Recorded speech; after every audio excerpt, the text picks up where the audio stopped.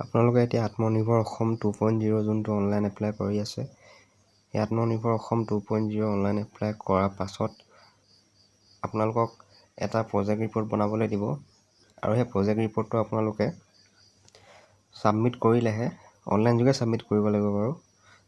সেই প্ৰজেক্ট ৰিপৰ্টটো আপোনালোকে যেতিয়া ছাবমিট কৰিব, তাৰপাছতে আপোনালোকক তেওঁলোকে ইণ্টাৰভিউৰ কাৰণে কল কৰিব আৰু সেই ইণ্টাৰভিউটোত আপোনালোকৰ চিলেক্ট কৰাৰ পাছতহে আপোনালোকৰ যোনটো আত্মনিৰ্ভৰ অসমৰ যোনটো পইচা, সেই পইচাটো দিয়া হ'ব।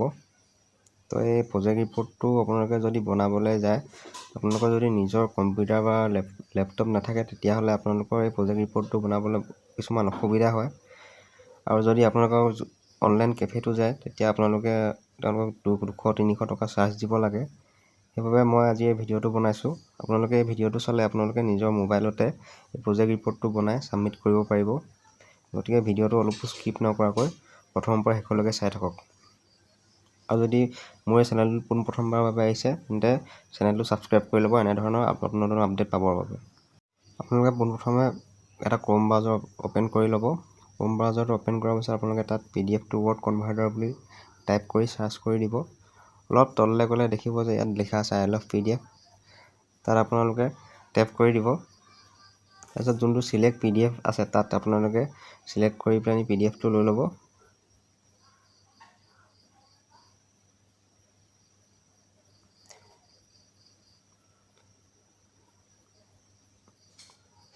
PDFটো লোৱাৰ পিছত আপোনালোকৰ তলত যোনটো কনভাৰ্ট টু PDF বুলি ওলাইছে, তাত আপোনালোকে টেপ কৰি দিব।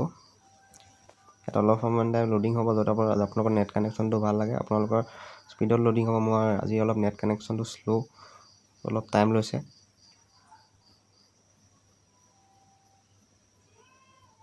আপোনালোকে এতিয়া ডাউনলোড ৱৰ্ডটো টেপ কৰি দিব আৰু লগে লগে আপোনালোকৰ ৱৰ্ড ফাইল এটা বনি যাব।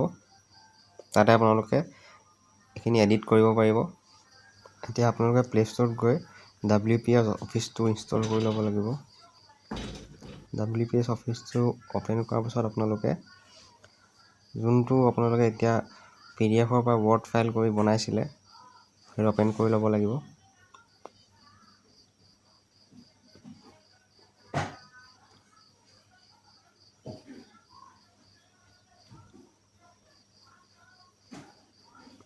অ'পেন কৰিলে এতিয়া আপোনালোকে এডিট অপশ্যনটোত ক্লিক কৰিব।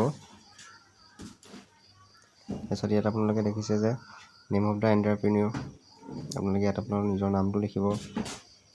তাৰপিছত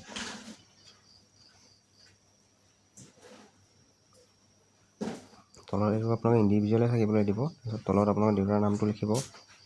বাকী এইবিলাক ডিষ্ট্ৰিক্ট, আপোনালোকৰ লেক, ভিলেজ, টাউন এইবিলাক আপোনালোকে নিজে দি দিব। তাৰপিছত আপোনালোকৰ বেংকৰ একাউণ্ট নম্বৰ, IFSC কোড এইবিলাক ফিল আপ কৰি পেলাই আপোনালোকে তললৈ যাব লাগিব।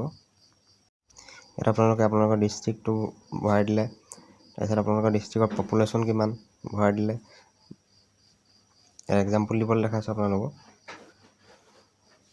তাৰপিছত আপোনাৰ তলত দিছে যে population consuming non vegetarian food in the district. আপোনালোকৰ ডিষ্ট্ৰিক্টত নন ভেজিটেৰিয়ান মানুহ কিমান আছে, তাৰ আপোনালোকে ইয়াত দি দিলে। আপোনালোকৰ ধৰি লওক নন ভেজিটেৰিয়ান খোৱা মানুহ আপোনালোকৰ ডিষ্ট্ৰিক্টত এনেই ধৰি লওক 2 লাখ আছে, আপোনালোকে ইয়াত 2 লাখ দি দিলে।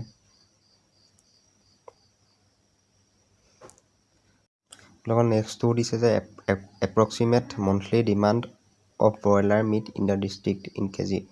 আপোনালোকৰ মন্থলি ব্ৰইলাৰ ডিমাণ্ড কিমান, মানে ব্ৰইলাৰ মিট কিমান চেল হয়, আপোনালোকে ইয়াত দি দিলে 1.5 লাখ। আপোনালোকৰ নিজৰ ডিষ্ট্ৰিক্টৰ কিমান চেল হয় আপোনালোকে নিজে চাৰ্ভে কৰি ল'ব। তাৰপিছত সুধিছে যে existing production of broiler meat in the district.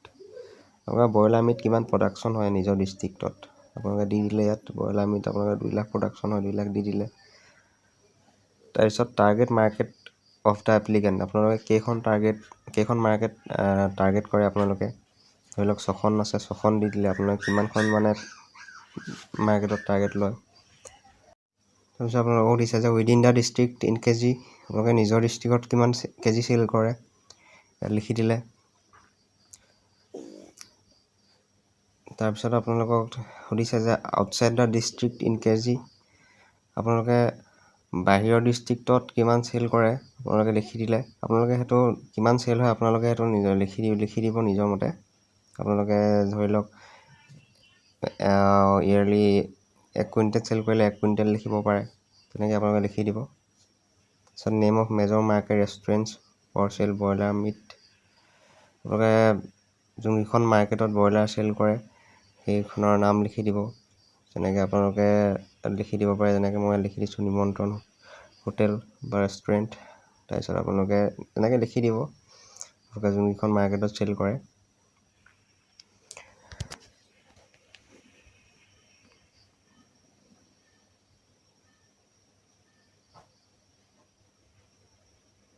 আপোনালোকে এনেই এক্সাম্পল দিবলৈ দেখাই দিছোঁ এইকেইটা। তাৰপিছত আপোনালোকে একো কৰিব নালাগে, তললৈ স্ক্ৰল কৰি আহি থাকিব। এইবিলাক আপোনালোকে একো কৰিব নালাগে, এইবিলাক চব ফিল আপ কৰি থৈ থাকিব। আপোনালোকে এইবিলাক একো টাচ নকৰিব। একদম তললৈ স্ক্ৰল কৰি আহি থাকিলে আপোনালোকে ছিগনেচাৰ কৰিবলৈ এটা অপশ্যন পাব। আপোনালোকে ছিগনেচাৰটো কেনেকৈ ইয়াত আপলোড কৰিব মই দেখাই দিছোঁ। আপোনালোকে প্ৰথমতে ছিগনেচাৰটো অলপ তললৈ আনি ল'ব। তললৈ আনিবলৈ আপোনালোকে এই যোনটো একদম লাষ্টত ৰাইট কাৰ্চৰডাল আছে যে এইটো তাত ক্লিক কৰিব লাগিব। আপোনালোকে ছিগনেচাৰ যোনটো আপোনাৰ ছিগনেচাৰ হ'ব সেইটো এখন হোৱাইট কাগজত লিখি আপোনালোকে ফটো মাৰি এটা আপলোড কৰি ল'ব।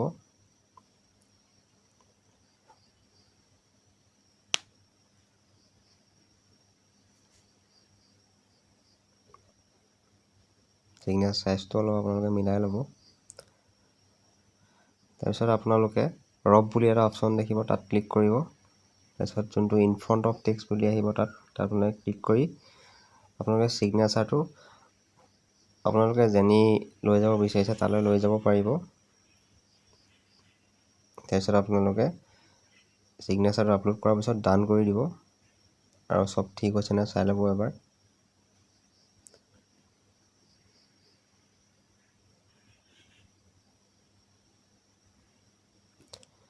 তাৰপিছত আপোনালোকে ছেভ কৰি পেলানি আপোনালোকে যোনটো ইয়াত তলত দেখিছে টুলছ, তাত আপোনালোকে দেখিব এক্সপৰ্ট টু PDF, তাত আপোনালোকে ক্লিক কৰিব। তাৰপিছত আপোনালোকে ইয়াত দুটা অপশ্যন পাব, এটা ৰিমুভ WPS লগ' আৰু এটা বেছিক। আপোনালোকে যদি WPS অফিচৰ লগ'টো আঁতৰাব বিচাৰিছে তেন্তে আপোনালোকে মিনিমাম কিবা এটা চাৰ্জ দিব লাগিব 15-20 টকা। যদি আপোনালোকে বেছিকটো কৰে তেতিয়াহ'লে আপোনালোকে লগ'টো থাকি যাব, আৰু লগ'টো থাকিলেও একো প্ৰব্লেম নাই। যোৱাবাৰ মই লগ' দিয়ে কৰিছোঁ আৰু মোলৈ ইণ্টাৰভিউ কলো আহিছে, তো আপোনালোকে লগ'টো দি কৰিলেও একো আপত্তি নাই। তাৰপিছত আপোনালোকে কনভাৰ্ট কৰি দিব।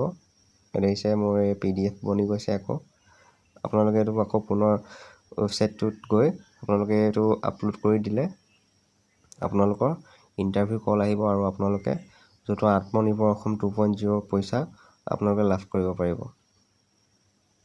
গতিকে ইমানেই। যদি ভিডিঅ'টো চাই ভাল পালে তেন্তে লাইক, কমেণ্ট, শ্বেয়াৰ আৰু চেনেলটো ছাবস্ক্ৰাইব কৰিবলৈ নাপাহৰিব। ধন্যবাদ।